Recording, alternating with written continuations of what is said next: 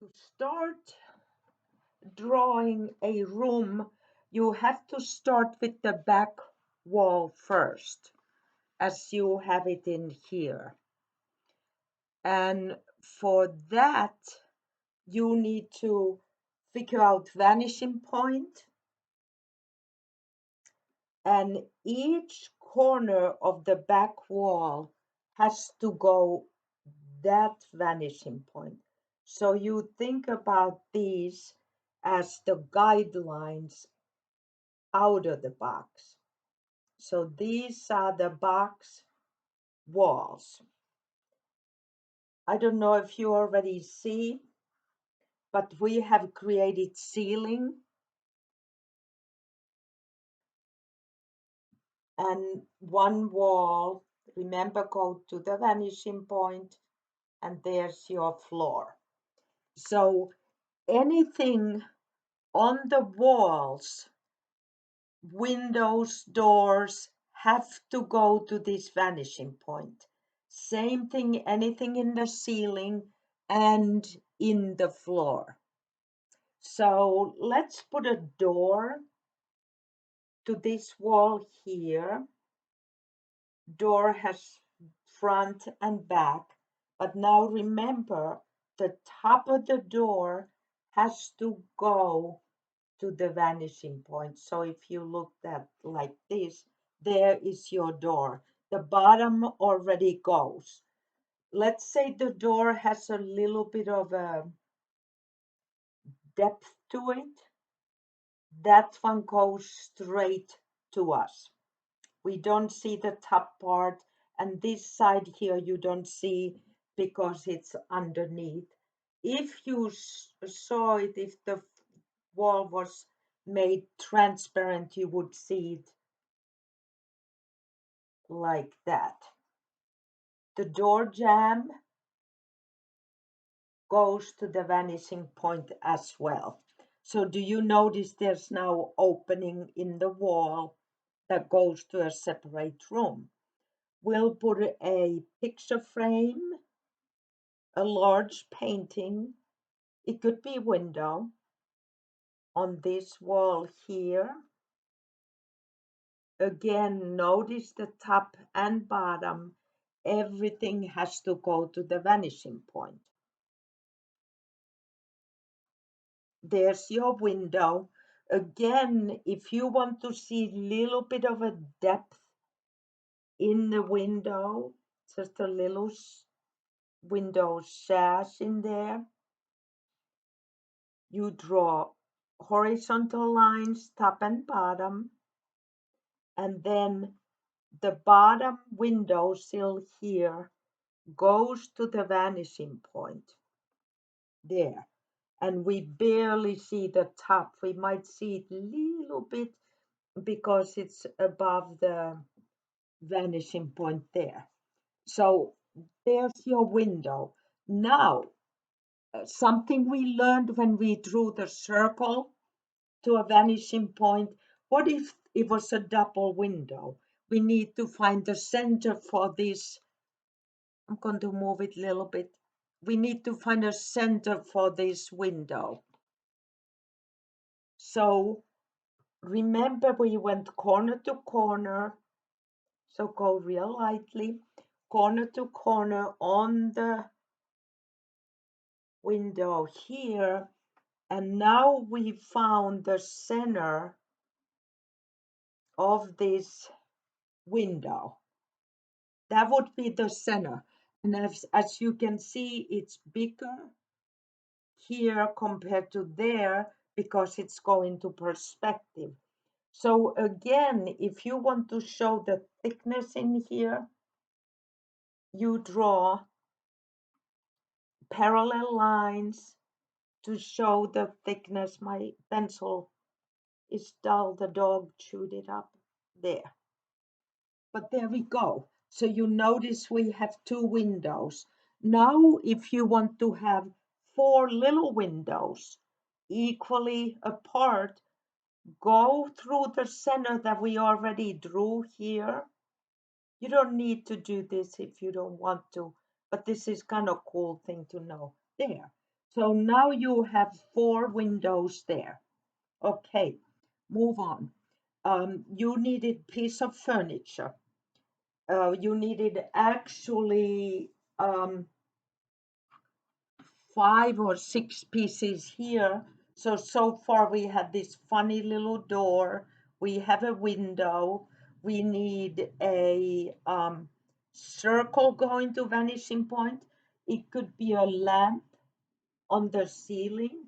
So remember, start with a rectangular that goes to our established vanishing point, and that could be a ceiling lamp.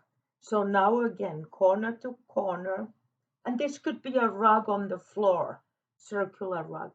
Corner to corner, find the center, go through the center. Here we go, through the center once, and then one more time horizontally. Now you have the point for the circle. So you go from this here. This could be a lamp or skylight, a circular skylight. There we go.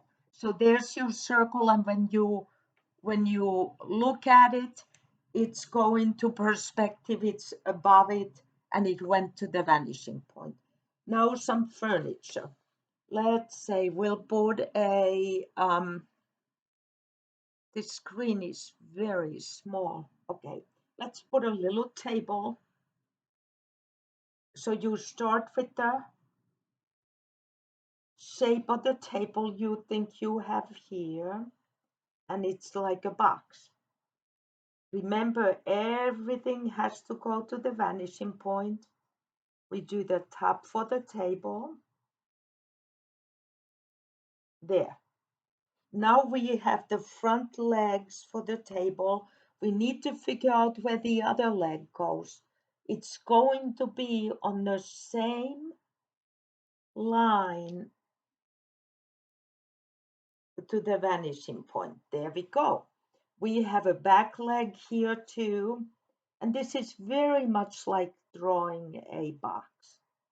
Here it goes through the table. There. So now your table has 4 legs, little cockeyed looking. You could make them maybe a little bit thicker to make them look more realistic. Table might have a piece of wood here. It comes here. So you use the same point. Here again, go. So everything goes through the vanishing point. So you line things up. The other one goes there. There's your table. Now, what about a chair? Chair might be sitting on the side here. So you start with the how the chair looks from side view. So there's the seat, there's the legs. So you see the seat is going to go there. Go to the vanishing point for the seat, both the front and the back of the seat. Decide the width of it. So now you know the back of the chair goes from the other corner. And here again, watch this because there. We overshot that line, which is fine. You can go back, and here's the back leg. One more leg here. Again, it has to go where the leg hits the floor, has to go to the vanishing point, so it's there. There's our chair. And you can make it thicker again by adding a little bit more lines. And then when you are finished with all this, pick up a very neat marker or pen and outline your stuff, because you're not going to have very many items here. There. Okay, so now we have 1, 2, 3, 4. Maybe put a rug on the floor or another chair. Let's do a rug. maybe an oriental, large oriental rug. I need to sharpen this pencil here. Yeah. Stop here, and maybe the rug comes here. Notice this is very awkward line here because it's directly underneath the vanishing point.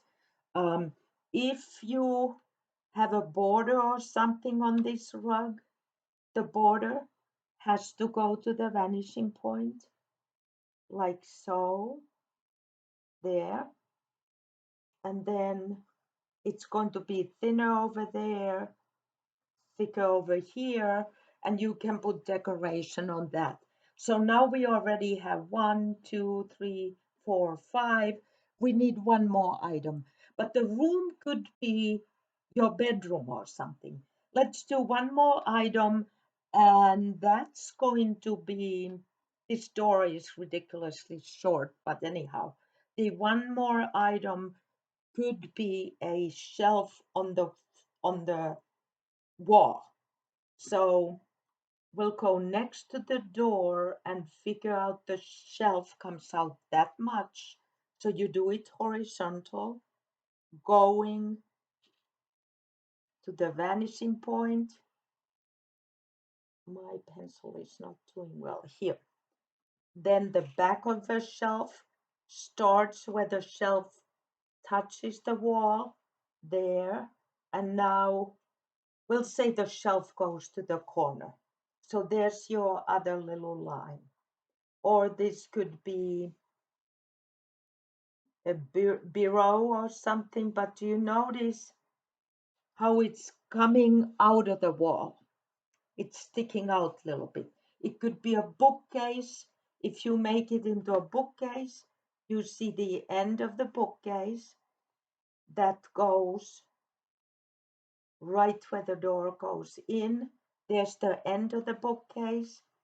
The other end would be somewhere there.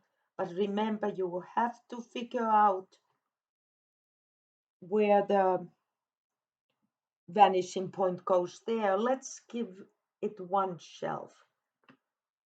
And I like it to make it transparent looking first so that I can kind of figure it out. And we still need the back for the shelf too. And it's there. And if we saw through, it would go there. So there's your bookcase. So then you need to ink your things and make them nice and clean. You could have a trapdoor here. Let's do that. Trapdoor here. That's the opening for it. But now, how do we make it look like it goes in? Remember, we did the lines here. We are going to go in, and this side you are not going to see because it's under the ground. If you have bricks or lines or something, it would go like that, and this could be just a pit in the room. But do you see the difference? This goes in, these guys come out. So we'll see how you do with it.